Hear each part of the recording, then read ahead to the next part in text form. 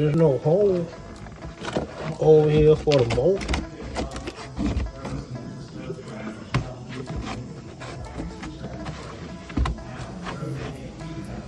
This thing's a little jacked up.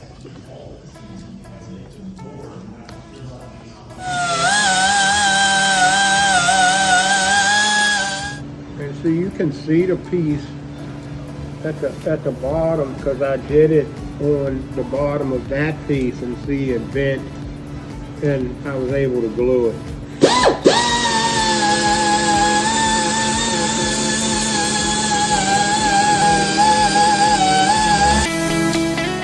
Alright, see, this is where I took the stuff off the back, grinded it all, and I had to get it and push it down in there.